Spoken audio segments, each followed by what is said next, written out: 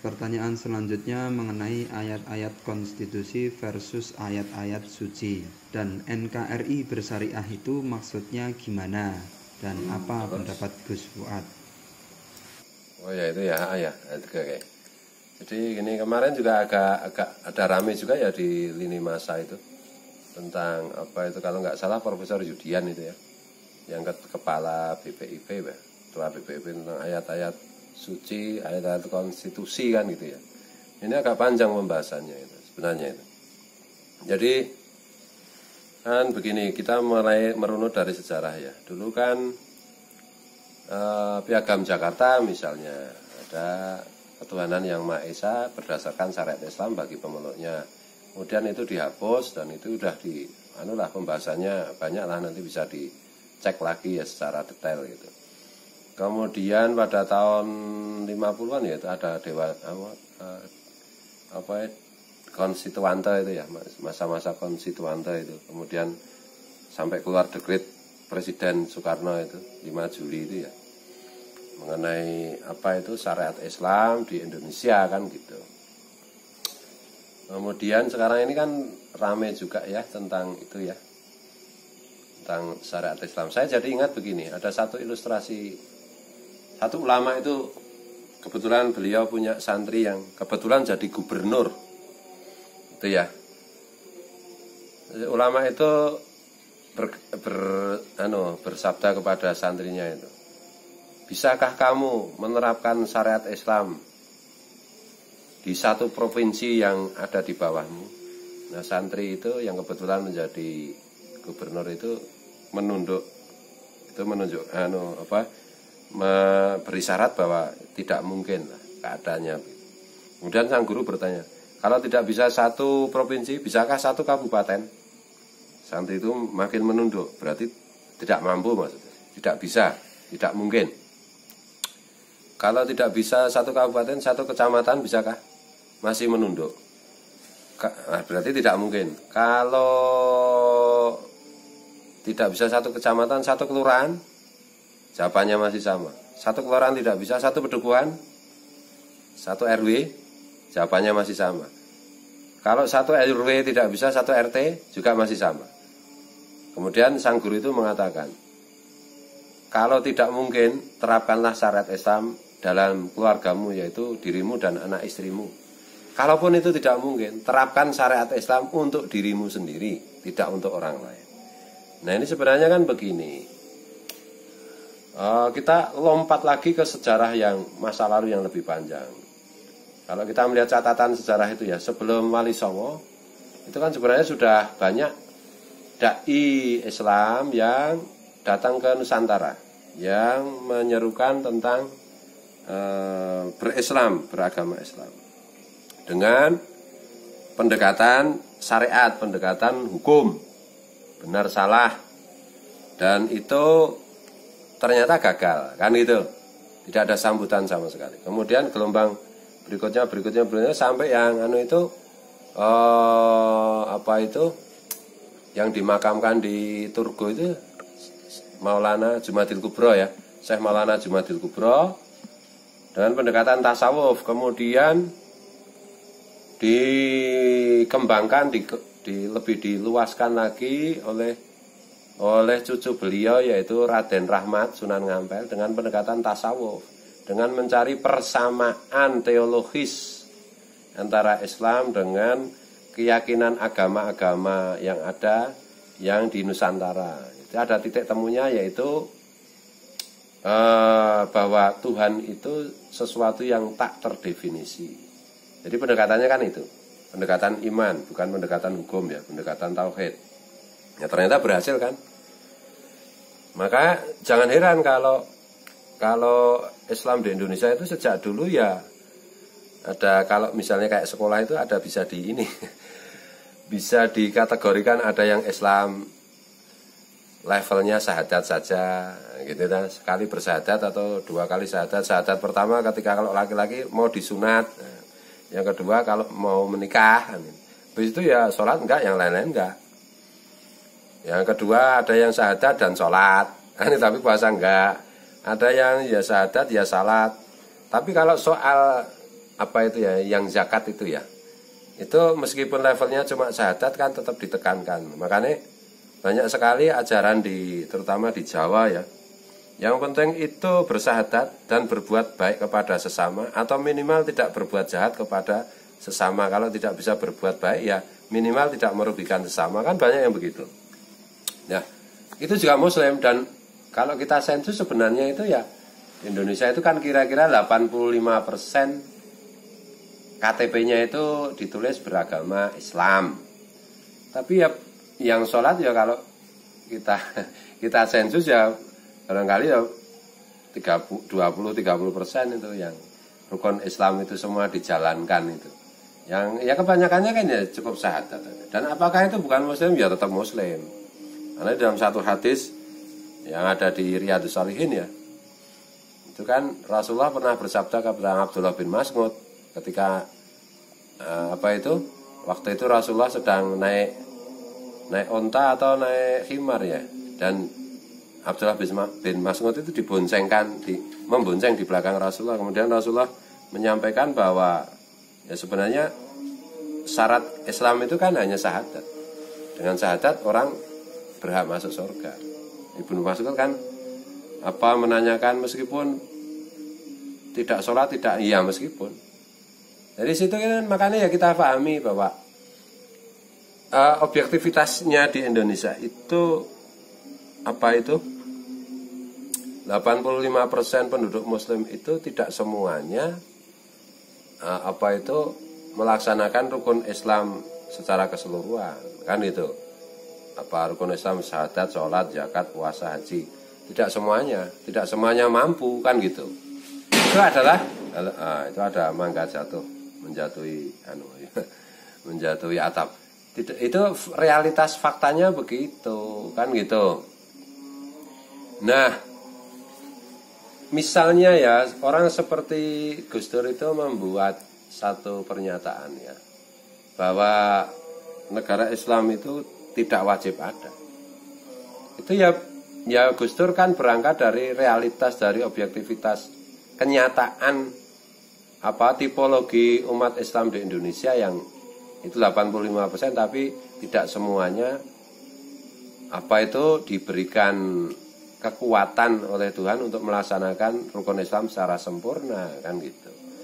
Ada satu sisi misalnya orang masih bercita-cita dengan menerapkan syariat Islam itu ya dua pendapat yang sekarang kan mengemuka lagi ya, yang sekarang agak dalam tanda petik itu perdebatannya menjadi seru lagi kan. Bahkan ada yang bercita-cita mendirikan negara Islam, kan gitu. Nah, selalu kan begini pertanyaannya itu. Ulama-ulama zaman dulu ketika proklamasi sampai tahun 50-an, 60-an, 70-an, itu kan ulama-ulama kita itu kan kaliber semua, hebat-hebat semua. Kenapa mereka itu tidak memaksakan diri? Bahkan pada tahun 45 itu setelah kemerdekaan itu, ulama-ulama kita itu merelakan untuk menghapus ketuhanan yang Maha Esa, yang kemudian berdasarkan syariat Islam bagi para pemeluknya itu dihapuskan kalimat itu. Yaitu karena kearifan, karena mereka objektif, mereka itu melihat realitas seperti itu gitu. Nah, yang penting itu kan sebenarnya begini ya faktanya itu. Faktanya itu begini. Pancasila itu mana sih yang bertentangan dengan aturan pokok dan makosidnya syariat Islam? Kan nggak ada. Pancasila itu kan sesuai dengan Islam. Nilai-nilai hukum atau konstitusi yang di breakdown dari Pancasila itu pertanyaannya apakah ada yang bertentangan dengan Islam? Kan nggak ada. Kan itu. Jadi ada yang berpendapat misalnya Gus Dur seperti Pak Quraish Shihab, juga mungkin dulu Cak Nur ya, Pak Nur Khalis Majid, dan yang lain-lain berpendapat seperti itu ya mereka itu berdasarkan realitas, objektivitas. Dan makanya ada gurauan juga begini, ada sindiran ya. kita itu berpegang teguh pada tujuan apa berpegang teguh pada cara. Ini ya, makanya ada maqasidus syar'iyah kan, tujuan syariat itu apa. Selama tujuannya tercapai ya kenapa harus caranya harus begini dan begitu. Karena nanti begini juga. Apa yang disebut syariat Islam itu sendiri kan banyak ikhtilafnya, dan Rasulullah itu membenarkan ikhtilaf ya. Khilaful a'immah rahmatul ummah. Beda-beda pendapat para pembesar, para pemikir, para ulama itu adalah rahmat, adalah kasih sayang untuk umat, untuk masyarakat, sehingga mereka bisa memilih hasil ijtihad ulama A, pemikir A atau pemikir B. Kan itu. Dan dalam sejarahnya kan begini juga. Kalau satu mazhab itu dilabeli inilah syariat Islam yang benar, kemudian diterapkan di satu wilayah kerajaan atau negara, kalau dalam dulu zaman-zaman khalifah, kan kita bisa melihat betapa itu juga menjadi alat politik dan korup gitu, yang tidak semadhab dihabisi, kan gitu.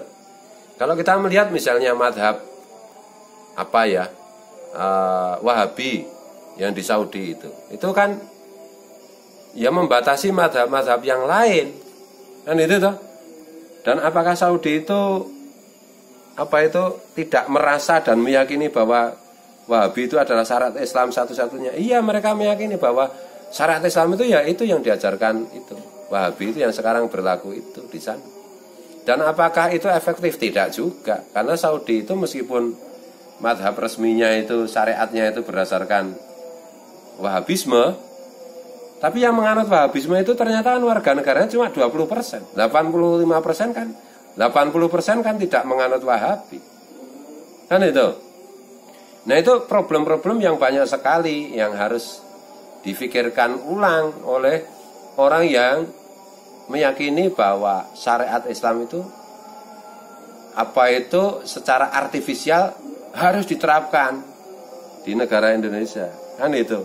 Bukan saya bukan saya menentang atau saya pro atau kontra dengan ini dan itu, bukan. Maksudku kalau saya itu yang penting kan begini, berpikir objektif, berpikir bijaksana, dan memegang teguh tujuan dari beragama itu sendiri, kan gitu.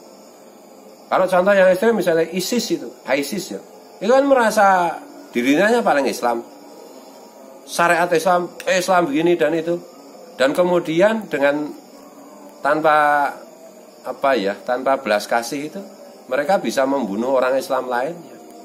Ya karena Islam itu terlalu luas, terlalu besar untuk hanya ditafsiri oleh sekelompok orang, kan gitu toh. Jadi seperti itu. Tapi bukan berarti kita ini kalau kita lihat situasi kondisi sekarang ya, cara memberikan antitesis terhadap kelompok orang yang masih memahami syariat Islam harus diterapkan itu kan caranya menurut saya kan sudah enggak seperti zaman-zaman 80-an 90-an ketika masih ada Gus Dur yang lain-lain ya. Ini lebih kepada cara-cara yang menurut saya tidak terlalu menarik lah, agak arogan dan agak ini. Bukan satu perdebatan yang yang nyaman gitu ya.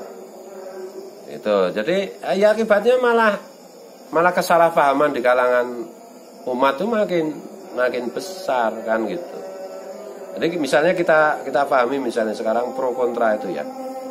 Kenapa keras banget ya satu pihak, dan ya masing-masing karena menurut saya itu cara menyampaikannya kurang argumentatif, dan yang jelas itu jadi kayak kemarin saya bilang itu, saya jadi ingat karena status salah seorang teman tuh bikin status mengingatkan mengenai statementnya Imam Al-Ghazali itu. Ikhtilaf itu merajalela, pertentangan itu merajalela, pertengkaran akhirnya menjadi pertengkaran itu merajalela. Karena orang-orang bodoh ikut-ikutan ngomong kan gitu. Nah sekarang itu sekarang kan kita sedang mengalami satu perubahan cara komunikasi ya, ada lini masa, ada sosial media yang sedemikian rupa macamnya dan banyaknya gitu. Semua orang juga merasa dirinya seolah-olah profesor doktor kan gitu toh, membantah seenaknya ketika seorang ulama besar berpendapat kemudian dia tidak sependapat atau tidak sesuai dengan pendapat gurunya, terus dia waton ngomong gitu. Akibatnya kan jadi bertengkar, nggak menarik gitu. Jadi kalau kita mau mencari kebenaran bukan dengan kegaduhan. Kebenaran itu di dalam Al-Quran kan begini, ciri-ciri orang yang beriman itu suka keheningan. Perdebatan atau diskusi itu kan harus dalam suasana keheningan kan gitu. Bukan dalam suasana kegaduhan. Kalau dalam kegaduhan itu ya kegaduhan itu kan disukai setan, disukai orang kafir ya. Orang kafir itu sukanya gaduh. Karena dengan gaduh itu kebenaran, mana yang benar, mana yang salah itu jadi tidak tampak. Dan itu.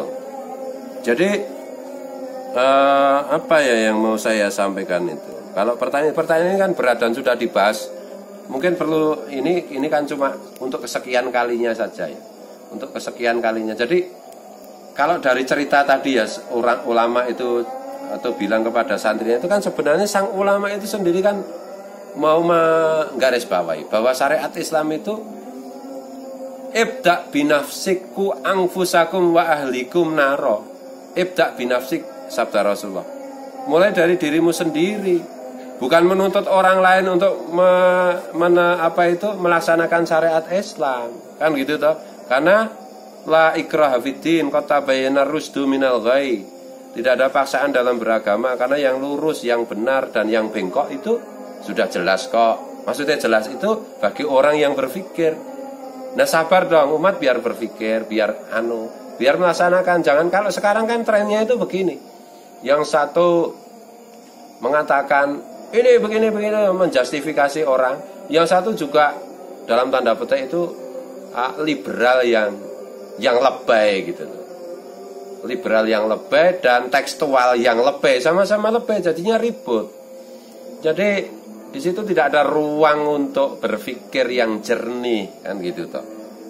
Dan ininya itu gini, sukanya itu menuntut orang untuk melaksanakan syariat Islam, dirinya sendiri dilupakan. Padahal ku angfusakum wa ahlikum naro kan gitu ya.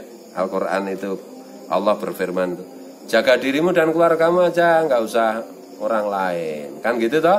Bahkan Nabi itu kalau di akhir zaman itu kan ilzam baitak, tetap aja di rumah, maksudnya urusi yang di rumah dong, anak istri dong, jangan ngurusi orang lain, jangan menghukumi orang lain, oh dia kafir, oh dia munafik, oh dia sesat, oh dia enggak begitu dong.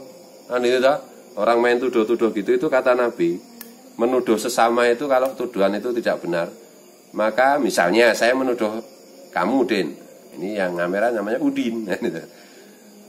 Jadi ingat sahabat saya waliullah namanya Guru Udin sama rindu, salam rindu untuk beliau. Misalnya saya nuduh Udin, oh kamu munafik Din. Kalau si Udin ini nggak munafik, maka kata Rasul itu bukan kata saya. Itu nanti tuduhan itu kembali ke saya loh. Saya nanti akan melakukan tindakan, pikiran atau dan disertai tindakan yang membuat saya munafik. Apalagi saya mengatakan, Udin kafir, padahal Udin nggak kafir. Nah itu nanti tuduhan itu saya sendiri yang kafir nanti di hadapan Tuhan. Kan itu. Tapi misalnya Udin benar-benar kafir. Seandainya Udin itu benar-benar kafir, saya itu tidak punya kewajiban untuk menyatakan bahwa Udin itu kafir. Enggak. Kan itu. Sekarang Udin kafir. Siapa tahu 1 jam lagi beriman. Kita nggak tahu juga. Kan itu toh. Saya jadi ingat itu tulisannya Syekh Nawawi Al-Bantani itu. Kamu itu kira-kira begini ya intinya ya. Kamu itu jangan meremehkan orang yang tidak beriman. Karena siapa tahu orang yang hari ini tidak beriman nanti meninggalnya beriman husnul khatimah. Sementara kamu yang sekarang beriman, apa ada jaminan kamu husnul khatimah? Kan enggak juga. Kan gitu toh. Siapa tahu kamu besok minta pertolongan dia. Syafaat Rasulullah itu lewat dia, orang yang kamu hina hari ini. Kan itu toh? Maka yang penting itu kan fastabiqul khairat, berlomba-lombalah dalam kebaikan. Kan gitu. waktu apa ya, gencatan senjata zaman Nabi itu, Khalid bin Walid itu kan masuk Islam kan karena melihat perilaku orang-orang Islam yang luar biasa santunnya yang menyentuh hatinya. Bukan masalah perdebatan mana yang benar mana yang salah. Melihat contoh ya, itu sahabat-sahabat Nabi kok baik, kok santun, kok belas kasih kan gitu. Jadi bukan omongan tapi tindakan kan gitu toh. Nah, gitu ya. Karena satu tindakan, satu contoh itu. Dulu ada semboyan waktu saya masih ngajar jadi ASN itu. Sekarang kan sudah resign ya. Karena ada alasan yang Jadi itu kan begini, satu contoh itu lebih mujarab daripada 1000 kalimat nasihat. Sekali memberi contoh, ya tunjukkan saja kebaikan itu. Nggak usah ngotot-ngototan kan gitu. Kalau saya begitu, ini pendapat saya. Netizen boleh berpendapat lain dan yang penting kan nggak usah saling menghina, saling menghujat kan gitu toh. Pendapat saya kan cuma orang bodoh, ya orang bodoh salah ya nggak apa-apa kan gitu. Tapi setidak-tidaknya meskipun bodoh yang penting niatnya baik. Kalau niatnya baik ya insya Allah akibatnya juga baik. Yang datang dari niat baik itu ya insya Allah jatuhnya menjadi baik. Yang datang dari hati sampai ke hati, yang datang dari provokasi sampainya jadi provokator gitu. Jadi kembali ke itu ya, memang agak rumit sebenarnya, banyak yang ingin saya sampaikan tapi saya khawatir malah disalahpahami kan gitu toh. Jadi intinya itu beginilah. Kalau ini ya, jadi kalau soal syariat Islam itu yang penting itu nggak usah berpikir tentang sudahkah tetanggaku bersyariat Islam. Pertanyaannya adalah sudahkah aku bersyariat Islam. Syukur-syukur dinaikkan, sudahkah istriku dan anakku. Istri dan anak aja nggak bisa, ya nggak apa-apa. Seperti ilustrasi cerita tadi. Tapi jangan bermimpi inilah konstitusi yang sudah disepakati. Dan waktu disepakati itu kan banyak ulama yang di situ yang ya levelnya kalau menurut saya jauh lebih hebat lah. Wiranginya, ikhlasnya, ilmunya itu jauh lebih tinggi lah daripada yang hari ini lah. Wali Songo aja yo nggak syariat Islam gimana sih? Nah itu lah. Makanya ada santri pametaan. Santri pametaan itu santri yang pakai baju putih simbolnya itu, yang artinya yang sudah mampu melanjutkan melaksanakan semua rukun Islam. Kan itu. Ada santri biasa yang disebut santri abangan. Ya nggak apa-apa, itu tetap santri, tetap Islam. Ingat ya, Rasulullah itu pengennya sebanyak mungkin orang itu masuk surga dan jangan ke neraka. Nah surga itu levelnya kan banyak banget. Seperti level kehidupan di dunia ini loh. Kan banyak banget. Ada yang level atas banget, ada yang level di bawahnya sampai bawah banget. Kan itu. Nah level di surga itu lebih lebih banyak lagi.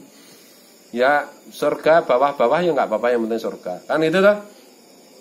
Khawatirnya begini, kalau kita tampilkan agama itu yang berat-berat, nanti malah bikin putus asa yang lemah-lemah itu loh. Kan gitu. Jadi begini ya. Inna hadatin lamatin fa'udhilu bilutfin kan gitu. Rasulullah itu bersabda, sungguh agama Islam ini lamatin, sungguh berat, sungguh kokoh, sungguh luas. Maknanya bisa macam-macam. Fa'udhilu bilutfin, kalian jalankan dengan lembut, dengan dikit-dikit. Islam dikit itu masih lebih baik daripada dikit aja kakak. Dan kita lihatlah situasi umat Islam di Indonesia itu bagaimana, kemudian keragaman budaya, keragaman agama di Indonesia itu bagaimana. Ya, jadi itulah jangan asal pokoknya begini, nggak bisa begitu. Soalnya begini, dalam kitab ini begini dan begitu misalnya. Ini loh di kitab ini, ya yang nulis kitab aja nggak maksa kita untuk ikut kok. Bahkan selevel Imam Syafi'i, selevel 4 madhab itu. Kan kira-kira itu kalau kita rekonstruksi itu sabda beliau itu kan begini. Kalau menurut yang saya tahu, menurut setahu saya, ijtihad saya itu begini loh. Tapi kalau kalian merasa bahwa ini tidak tepat, tidak benar, ya jangan dipakai. Nah, oleh karena itu hasanah literasi kitab kuning ya. Ya, ini umat Islam kan terutama kitab kuning basisnya ya, dan kitab putih kan itu. Kitab yang ditulis dengan kertas putih. Kitab kuning itu kitab ulama-ulama yang sudah terdahulu. Itu sebagai bahan, bukan sebagai harga mati. Kan itu adalah ijtihad mengenai Al-Qur'an, berarti kan tafsir. Mengenai hadis, berarti kan tafsir juga. Kan gitu. Dan ikhtilaf itu bahkan di zaman setelah wafatnya Rasulullah kan ya macam-macam juga tuh. Dan Rasulullah berpesan itu, jangan pernah kamu memuji satu sahabatku dan mencela sahabatku yang lain, kira-kira begitu. Karena semua sahabatku itu lebih keren dari kalian kan gitu. Artinya itu tadi ya, seperti juga sabda Nabi, ikhtilaful a'immah rahmatul ummah. Ya biasa aja. Kalau menyangkut misalnya sekarang itu yang terjadi akhir-akhir ini ya di negeri kita itu, ya kita prihatin. Tapi menurut saya kita tetap harus masih bersyukur. Karena ya toh hari ini pertentangan perdebatan itu tidak seberapa lah dibandingkan kalau kita membaca sejarah dulu ya, pertentangan ya. Pertentangan maksud saya bukan pertentangan antar agama, pertentangan di dalam satu agama. Ya, madhab atau sekte satu dan yang lainnya itu ya ngeri. Kalau Indonesia itu alhamdulillah orang Indonesia itu luar biasa gitu ya, nggak sampai nggak sampai bunuh-bunuhan kayak ISIS kayak di tempat-tempat lain. Indonesia itu masya Allah warga negaranya itu kan gitu. Tapi memang makanya kita pernah dengar itu almarhum As-Sayyid Muhammad Al-Maliki almarhum itu, beliau pernah bermimpi ditemui Rasulullah bahwa Rasulullah itu sayang banget dengan umat Islam yang di Indonesia ya. Kira-kira karena salah satunya itu kita itu kalau ikhtilaf, kalau bertengkar itu ya enggak gitu-gitu amat gitu lah. Kalau misalnya pernah terjadi gitu-gitu amat ya pada tahun 65 itu kan karena politik kan gitu. Karena sebenarnya kita kalau nggak ada unsur politik yang keterlaluan gitu ya. Kalau campuran politiknya nggak terlalu keterlaluan ya sebenarnya kita itu bangsa yang ya keren lah, bangsa yang lunak, yang ini ya luar biasa. Hari ini pun ya saya melihat tetap kita masih harus bersyukur lah. Asalkan gini ya boleh dipolitisasi karena itu ya memang ada politisi kita punya ya. Tapi asalkan jangan keterlaluan aja masih ya masih oke lah. Masih oke. Artinya ya bukan berarti kita menyetujui pertentangan, enggak. Ukhuwah tetap, persatuan ukhuwah Islamiyah, watoniyah, basyariyah tetap. Karena itu adalah salah satu tujuan dari adanya agama, apalagi Islam kan gitu toh. Jadi ya ginilah, mari teman-teman itu kadang-kadang begini ya. Teman-teman, saya lihat santri saya. Kadang-kadang karena santri itu jarang keluar rumah gitu. Jarang keluar dari pondok. Itu kadang-kadang itu begini. Perasaannya, pikirannya, persepsinya itu masyarakat itu seperti orang di dalam pondok, kan gitu toh. Semua salah tertib ini itu, nah itu. Ya nggak bisa begitu dong. Kan itu toh. Ya di luar pondok, saya ini untuk kasus santri-santri saya. Di luar pondok itu ya masyarakatnya itu heterogen, macam-macam. Ada yang muslim, ada yang non muslim, ada yang muslim level syahadat aja tapi yang lain belum dikerjakan. Ada, ya semua itu kita terima. Syukur-syukur kita tingkatkan sedikit demi sedikit, bukan sekonyong-konyong koder. Kalau menurut saya sekonyong-konyong koder itu hanya tepat untuk lagu dangdut, bukan untuk realitas sosial kita. Nah kadang-kadang itu ya, kadang-kadang itu saya pernah mengalami, mudah-mudahan yang lain tidak. Waktu saya masih diizinkan untuk ceramah di luar sebagai dai yang ngisi pengajian macam-macam itu. Yang kemudian oleh guru saya kan disarankan sebaiknya kamu kalau ya di rumah aja. Sekarang ada vlog, ada podcast, jadi lain lagi.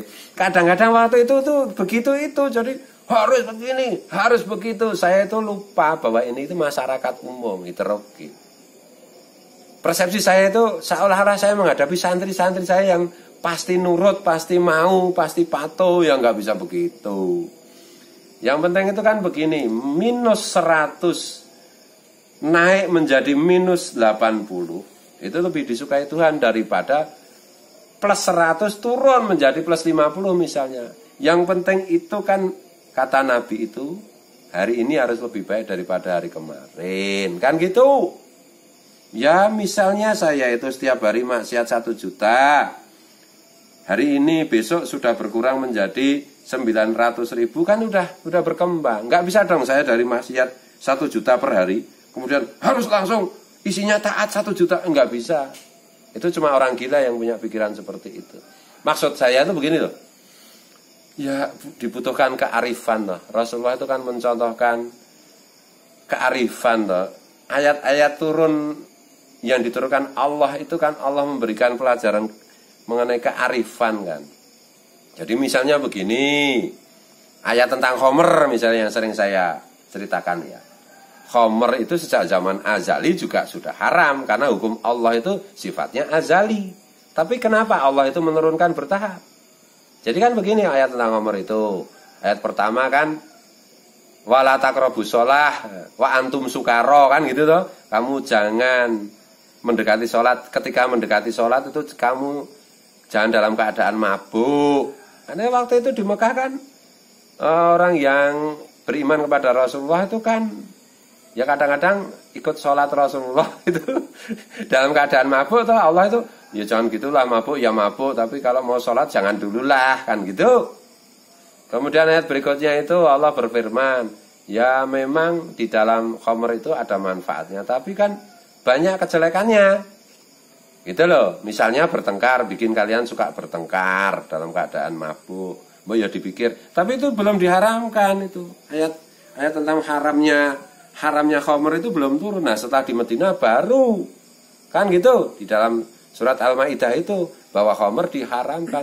Nah, ketika kita rekonstruksi, ketika ayat tentang haramnya khamr itu diturunkan Allah di dalam surat Al-Maidah itu keadaannya kan tidak ada sahabat Nabi yang masih ingat bahwa di dunia itu ada khamr. Karena kegiatan para sahabat itu sudah banyak, kegiatan ibadah, kegiatan sosial. Jadi mereka itu sudah lupa bahwa di dunia itu ada khamr kan itu.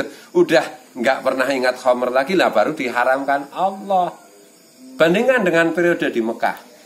Ketika sahabat Nabi itu perintah-perintah Allah tentang ayat-ayat sosial macam-macam itu belum banyak. Kan khamr belum diharamkan. Kan gitu.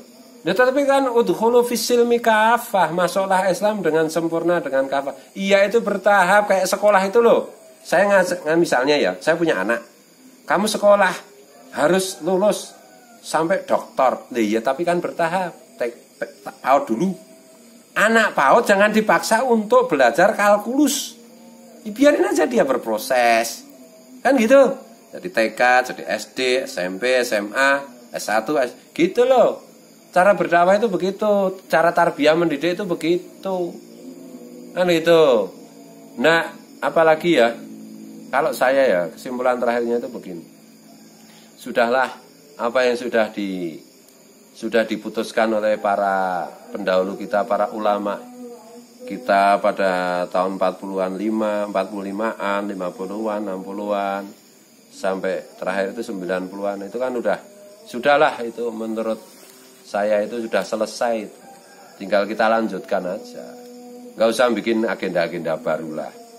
Dan itu jadi ya tidak ada yang salah di negara kita, di NKRI, di Pancasila. Ideologi kita kan Pancasila. Sekarang sekali lagi saya mau tanya, Pancasila itu yang bertentangan dengan Islam mana? Nggak ada. Itu adalah breakdown dari Islam, bahkan bukan hanya Islam ya, semua agama, tapi Islam jelas itu nggak ada yang bertentangan dengan Islam. NKRI mana, Republik Demokrasi mana, nggak ada. Kalau dan perdebatannya udah selesai lah, nggak usah membohongi umat lah, nggak usah membohongi rakyat kecil lah dengan inilah. Tapi ya kita pahami juga, kita memahaminya begini, kadang-kadang itu kan begini. apa yang disebut dengan syariat Islam, itu kan syariat Islam menurut perspektif orang itu, bukan belum tentu juga menurut yang sebenar-benarnya. Kan itu. Yang kedua, kadang-kadang itu memang karena ketidaktahuan sehingga kesalahan itu masih seperti itu. Ya sama saja dengan dengan ideologi lain, dengan komunisme, apalagi misalnya ideologi yang paling membahayakan yaitu terorisme. Itu kan karena kebodohan. Ya kita sadarkan pelan-pelan, bertahap, terstruktur, dan negara sudah punya aturan macam-macam. Nggak usah saling menjelekkan macam-macam. Ya kan itu kan satu saudara, satu agama, satu bangsa, satu manusia lagi kan gitu. Ya gitu. Yang kemudian kadang-kadang juga kan begini, ada yang politik ya. Yang kedua kadang-kadang itu kan begini, ya cari uang kan bermacam-macam, cari nasi kan bermacam-macam. Salah satunya misalnya menjual syariat Islam kan gitu toh. Tapi ya jangan keterlaluan lah. Jadi urusan politik yang nggak jelas juga, yang mungkin itu kaitannya juga dengan kepentingan negara-negara lain kan gitu. Jadi udahlah, menurut saya itu ya yang penting itu gimana caranya kita, istri kita, anak kita itu menjadi orang baik. Nah orang baik itu tetap perspektifnya agama apapun tetap baik kan gitu. Nah, kalau orang buruk itu perspektif agama apapun tetap buruk kan gitu. Fokus saja kepada sabda Nabi ibda binafsik itu kan itu toh. Jadi buat apa kita hidup di negara yang mengaku, yang secara verbal itu tertulis berdasarkan syariat Islam, tapi kalau kita sendiri tidak mengamalkan syariat Islam untuk diri sendiri aja enggak. Ada ini di orang barat itu kadang-kadang kurang ajar, tapi kurang ajarnya itu ya bisa dimengerti juga gitu. Di film-film itu loh Hollywood. Kadang-kadang itu kan orang Arab dihinanya kan begini. Ya pakai pakaian Arab gitu, tapi tukang maksiat, tukang narkoba, tukang melacur macam-macam. Nanti kalau pulang ya udah pura-pura Islam lagi. Kan banyak kayak begitu. Apa sih gunanya kayak gitu itu? Bukankah agama itu ada urusan diri sendiri, urusan hati? Iya, tetapi harus amar ma'ruf nahi mungkar. Iya, amar ma'ruf nahi mungkar itu tidak sesederhana itu. Tidak segampang itu. Kan itu toh? Berkali-kali saya sampaikan, orang bodoh jangan ikutan, nanti rusak nanti kalau orang-orang bodoh ikut-ikutan amar ma'ruf nahi mungkar kan gitu toh.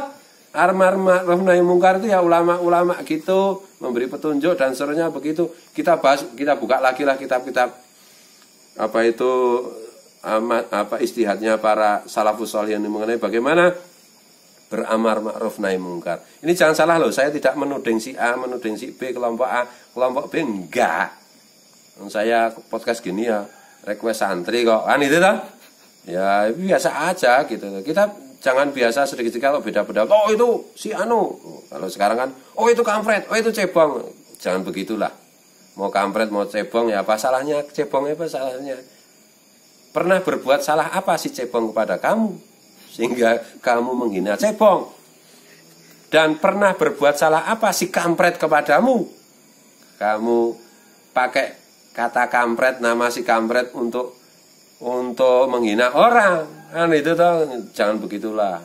Enggak anulah itu kayak gitu itu enggak masuk akal, enggak anulah, enggak baik lah. Jadi intinya beginilah. Mari kita arif, mari kita bijaksana, mari kita realistis. Jangan menjadi utopis. Jangan tamani dalam bahasa Arab itu. Jangan mengangan-angankan sesuatu yang enggak masuk akal.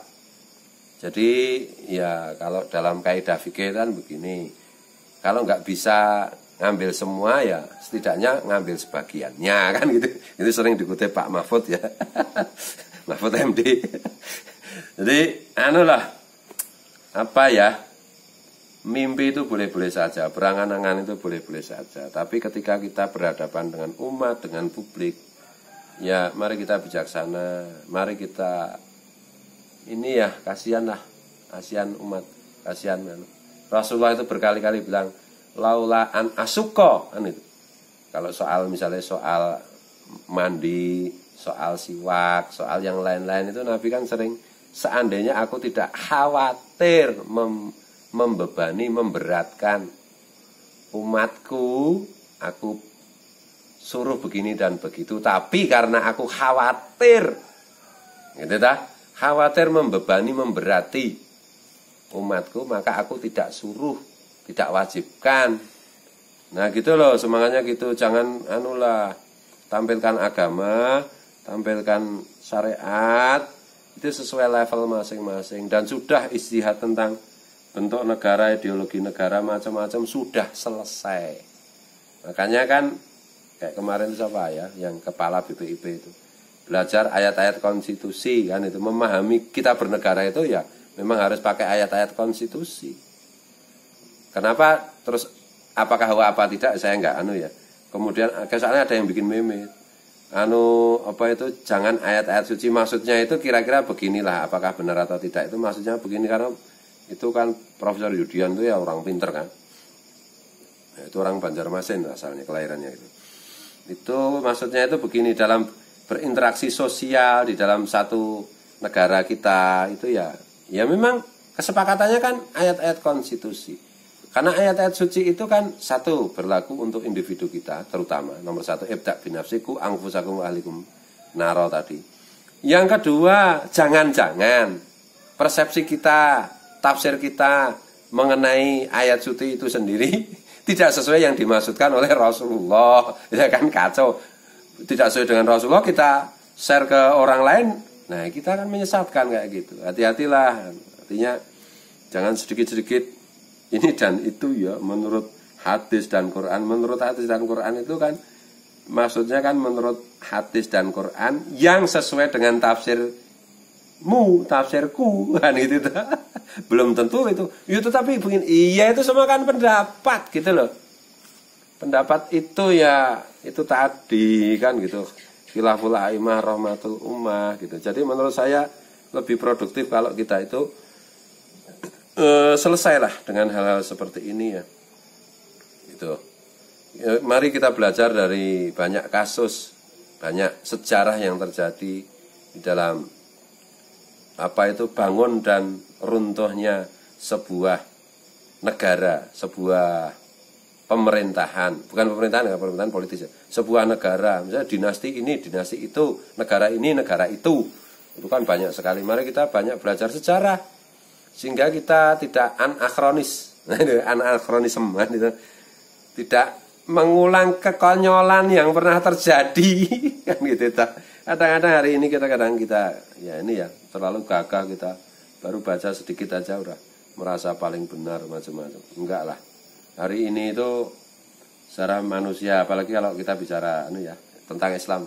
Islam itu kan sudah 15 abad ya, sudah mengalami banyak pengalaman, khalifah ini, khalifah itu, dinasti ini, dinasti itu, negara ini, negara itu, udah banyak banget lah. Kalau bisa itu jas merah, jangan melupakan sejarah. Nanti kalau konyolnya keledai aja nggak pernah terprosok di lubang yang sama, masa kita kan itu tuh. Karena keledai terprosok di lubang yang sama itu cuma sekali. Karena keledai nggak pernah belajar sejarah kan itu. Manusia kan harus belajar sejarah. Jadi ini ya tujuan beragama itu apa toh kan gitu toh. Kemudian begini, tujuan bernegara kita itu apa? Oh tapi ini di negara kita ada ini ada itu kan oknum. Nah urusan oknum ya ditangani sesuai dengan mekanisme yang berlaku aja. Oh tapi begini dan begitu itu oknum. Bukan hukumnya, bukan dasar negaranya. Oh itu semua udah bener. Udah melalui diskursus, udah melalui diskusi yang panjang dengan ulama-ulama pendahulu kita yang jauh lebih hebat-hebat daripada, mohon maaf ya, ulama-ulama zaman sekarang. Levelnya Hadratus Syekh Hasyim Asngari, levelnya Kiai Ahmad Dahlan itu ya kan dasar. Dan teman-teman keduanya di zamannya dasar-dasar semua. Kayaknya kalau ulama hari ini ya untuk sampai level ke sana kayaknya ya belum lah menurut saya. Itu kan menurut kamu, menurut kita, iya terserah aja, gitu aja kok kenceng. Yang penting jangan kenceng lah, kalau mau cari kebenaran itu jangan ngotot. Kalau ngotot kita emosi, marah, ya nggak bisa kita membedakan yang benar yang salah, enggak. Itu kan udah gaduh. kita diam merenung. Nah itu dah. Iktikaf, tafakur kan itu. Nabi kan menganjurkan itu. Baru kita memahami oh ini ya. Dan pertimbangkan kepentingan publik. Berkali-kali Rasulullah laulaan asuko dan seterusnya itu. Berkali-kali Rasulullah berpesan kepada para sahabat, kalau kamu ngimami, pilih surat Quran setelah baca Fatihah, suratnya yang pendek, ayatnya dikit aja, kasihan yang lain. Jangan lama-lama. Sampai segitu toh Rasulullah itu menganjurkan. Kalau kamu menjadi imam, sholatnya kamu bikin cepat. Karena banyak itu jamaahmu yang mungkin ibu-ibu yang harus nyusui anaknya, dipertimbangkan itu loh. Hikmahnya itu di situ loh. Itu loh. Perhatikan kalau seorang pemimpin itu memperhatikan bukan yang barisan yang paling kuat. Yang dipertimbangkan itu adalah barisan yang paling lemah. Mampu enggak? Kan gitu. Anunya begitu. Jadi ngalor gitu loh. Nah itu sebenarnya banyak yang mau tapi yang mengulang-ulang tentang itu ya, perdebatan itu. Intinya kalau saya itu ya negara Pancasila kita, NKRI, demokrasi kita, nggak ada yang salah lagi. Yang salah itu oknumnya, memanipulasinya kan itu. Tapi ya dasar-dasar negara kita semua udah bener, udah nggak ada yang tidak sesuai dengan Islam kan gitu. Jadi nggak usah pakai label-label lah, kan gitu toh. Nggak usah pakai label-label, apalagi hanya menyangkut apa itu istilah kan itu. Istilah itu ya nggak esensial. Dan kita itu menuju semakin lama kan begini, kita harus sadari juga ya bahwa umat manusia itu makin lama itu kan kualitas imannya kan makin turun. Gitu loh. Jangan membebani, jangan memberat-beratkan umat yang paling lemah, gitu loh. Jangan suka begitu. Itu enggak lah. Jadi ukurannya begini, semua tindakan itu kalau saya selalu mengingat itu. Di dalam satu kasus kejahatan itu, siapa tersangkanya? Itu adalah siapa, misalnya ada pembunuhan, siapa tersangkanya itu adalah siapa yang paling beruntung, paling mendapatkan keuntungan dari hasil pembunuhan itu, kan itu. Jadi begini, menurut pengalaman sejarah, sejak zaman Wali Songo, pendekatan dakwah yang paling pas untuk karakteristik bangsa Indonesia Nusantara ini adalah pendekatan hati, pendekatan tasawuf. Jadi lebih ditekankan mengenai innallaha la yanzuru ila suwarikum wa amwalikum walakinnallaha yanzuru ila qulubikum wa a'malikum. Man itu dah yang diperhatikan Allah, yang dinilai Allah itu bukan zahir ya, tapi hati. Kan gitu. Pelan-pelan, dikit demi sedikit. Rasulullah aja ngajarinya dikit demi dikit. Kita bukan nabi, bukan rasul, maunya sekonyong-konyong koder kan gitu. Dan beragama itu ya sama, intinya begini ya. Beragama itu sama seperti anak sekolah, ada yang levelnya TK, levelnya TK ya lagunya Gelang Sepatu Gelang. Tepuk-tepukan itu. Oh, itu udah pinter, udah bisa mau tepuk-tepuk anak TK pinter. Jangan disuruh mengerjakan soal kalkulus, jangan disuruh yang lain-lain. Tapi kalau anak SMA terus pelajarannya cuma tepuk-tepuk, itu ya salah. Ya kira-kira ya kalau di sensus tadi 85% umat Islam di Indonesia itu ya seperti itulah. Kalau saya mau bilang TK ya nanti marah. Gus Dur aja pernah bilang TK pada dimarahi kan itu toh. Maksudnya begini lah.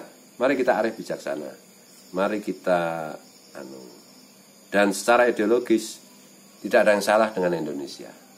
Yang sering terjadi kita lihat itu adalah ada oknum orang Indonesia yang menyimpangkan. Cuma itu aja.